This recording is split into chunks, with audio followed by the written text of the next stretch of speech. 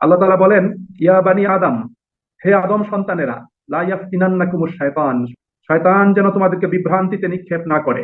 কামা আখরাজা আবাওয়াইকুম মিনাল জান্নাহ, যেমনি ভাবে বিভ্রান্তিতে নিক্ষেপ করে তোমাদের পিতামাতাকে শয়তান জান্নাত থেকে বের করে দিয়েছিল।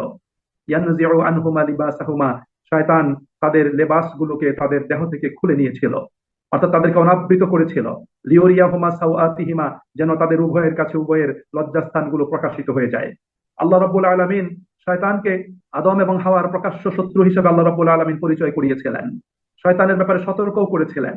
নিষিদ্ধ বিষয়ের যে সিম্বলিক বৃক্ষ, সেই বৃক্ষের নিকটে যেতে আদমকে নিষেধ করে দিয়েছিলেন। কিন্তু শয়তান শুভাকাঙ্ক্ষী সেজে এসে আদম এবং হাওয়াকে সে তার প্রতারণার ফাঁদে ফেলে দিয়ে সেখানে নিয়ে গিয়েছিল, যার কারণে তাদের উপর আল্লাহ পাকের যে সুরক্ষা ব্যবস্থা আছে, এই ব্যবস্থা আল্লাহ পাক উঠিয়ে নিয়েছেন। তাদের লজ্জাস্থানগুলো তাদের কাছে প্রকাশিত হয়ে গিয়েছিল। সুতরাং দেখুন যে প্রথমত শয়তানের যে আক্রমণ, সেই আক্রমণটা কিন্তু পোশাক খুলে নেওয়ার আক্রমণ। শয়তান দেখেছে পোশাক যদি তার গায়ে থাকে তাহলে তাকে ফাঁদে ফেলা যাবে না, পোশাক খুলে নিয়ে তাদেরকে ফাঁদে ফেলতে হবে, তার চক্রান্তের জালে তাদেরকে জড়াতে হবে। এটা ছিল শয়তানের অন্যতম একটা বিষয়। আজকে পৃথিবীতে আমরা যদি লক্ষ্য করি, দেখুন আজকে পৃথিবীতে আজকেও সেই পোশাকহীনতার একটা উৎসব চলতেছে। যে যত শর্টকাট পোশাক পরিধান করতে পারে স্পেশালি নারীদের ব্যাপারে, এবং যে যত নিজের লজ্জাস্থানকে উন্মুক্ত করতে পারে, মানুষের কাছে প্রদর্শন করতে পারে, এবং নিজেকে সজ্জিত করে জাহিলিয়াতের নারীদের মতো যে ব্যক্তি নিজেকে উপস্থাপন করতে পারে, তারাই সমাজ জীবনের সবচেয়ে আধুনিক এবং প্রগতিবাদী মানুষের দাবিদার। অথচ এটাই হলো ইসলামী শরীয়তের দৃষ্টিকোণ থেকে সবচেয়ে নিকৃষ্ট এবং নোংরা একটা আচরণ, নোংরা জীবন পদ্ধতি। আল্লাহ রাব্বুল আলামিন এই বিষয়ে তিনি আমাদেরকে সতর্ক করেছেন। প্রিয় ভাই এবং বন্ধুরা, আমাদের মুসলিম সমাজগুলো ছিল সুরক্ষিত, মুসলিম সমাজগুলো ছিল ধর্মীয় রক্ষণশীল সমাজ এবং পরিবার।